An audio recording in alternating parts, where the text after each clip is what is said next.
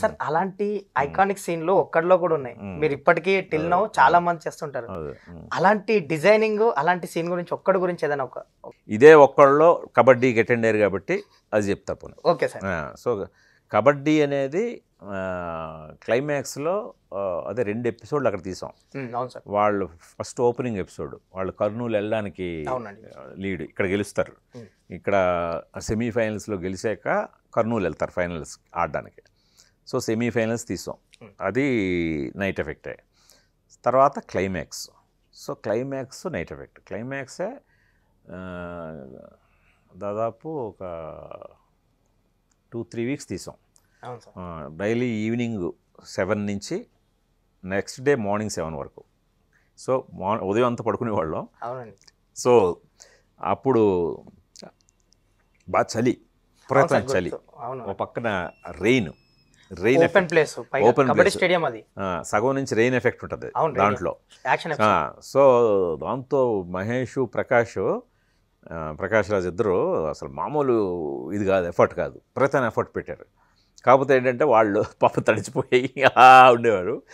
నేను Vijayan master, fight master ఇద్దరం కలిసి మాకు మేము తడవకూడదు కదా, మా కెమెరా పెట్టడానికి ఒక చిన్న టెంట్ లాగా తీసుకుని అందులో ఉండేవాళ్ళం టీ తాగుతూ. ప్రకాష్ రాజ్ మన మహేష్కి చూసేవాళ్ళు ఇద్దరు మన కాన్సన్ట్రేషన్ క్యాంపులో ఇలాగే టార్చర్ పెడతారు. వీళ్ళిద్దరూ మనల్ని ఎంత టార్చర్ పెడుతూ వాళ్ళు గీలు తాగుతూ వాళ్ళు వణికేవారు పాపం ఆ షార్ట్ గ్యాప్లో. అలాగే మొత్తం అన్ని రోజులు అంత ఎఫర్ట్ పెట్టి చేశారు. అక్కడ కూడా విపరీతమైన పబ్లిక్, బట్ అయినా పబ్లిక్ని బయట కంట్రోల్ చేసాం. నెక్స్ట్ మేము జూనియర్స్నే ఇది వాడాం కదా, అందుకని అదొక ఎక్స్పీరియన్స్. కానీ లాస్ట్లో నాకు తెలిసి మా ఏరియాలో అందరూ లాస్ట్ షాట్ ఒకటి ఉంటుంది, మహేష్ బాబు గారిని లిఫ్ట్ చేసి అజయ్ అని. ఆ షాట్ కి ఆల్మోస్ట్ అందరం జనాలు కూడా వదిలేమన్నా. మీరు ఉన్నారు అందులో? నేను ఉన్నాను సార్, బట్ నేను కనపడం కానీ ఆ షూట్ అంతా ఎంజాయ్ చేస్తాను సార్. చాలా దగ్గర నుంచి చూస్తాను, మీ అబ్జర్వ్ చేస్తాను మీ మేకింగ్. ఎస్పెషల్లీ నేను దాని గురించి ఒకటి మిమ్మల్ని కలిసినప్పుడు చెప్దాం అనుకున్నది ఏంటంటే, యాక్షన్ పార్ట్ లో ప్రకాష్ రాజ్ గారు మహేష్ బాబు గారికి ఇలా మర్మకళ అది పెట్టినప్పుడు రౌండ్ ట్రాలీ వేశారు మీరు. నాకు ఆ షాట్ ఇప్పటికీ విజువలైజేషన్ మేకింగ్ తో గుర్తుంది సార్.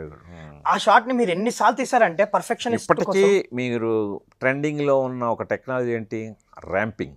అవును సార్. ర్యాంపింగ్ ఫస్ట్ వాడిన సినిమా ఒక్కడు. ఓకే. ఎడిట్లో ర్యాంప్స్ అనేవి, ఆ స్పీడ్ ర్యాంప్స్ ఫస్ట్ టైం ఒక్కడు. ఇప్పటికీ ట్రెండ్ అదే కదా మీకు. ఇప్పటికి మీరు ఏ సినిమాలు పెద్దవి తీసుకొని ఇప్పుడు మీ మధ్య బ్లాక్ బస్టర్లు చూసినా సరే వాడుతున్న టెక్నాలజీ మేజర్గా ఏంటి, ర్యాంపింగే. కాకపోతే ఏంటంటే అప్పుడు మేము 120 ఫ్రేమ్స్ మనకి high speed, 120 frames to 7 frames, 14 frames, 24 frames అలా ర్యాంప్ చేసేవాళ్ళం.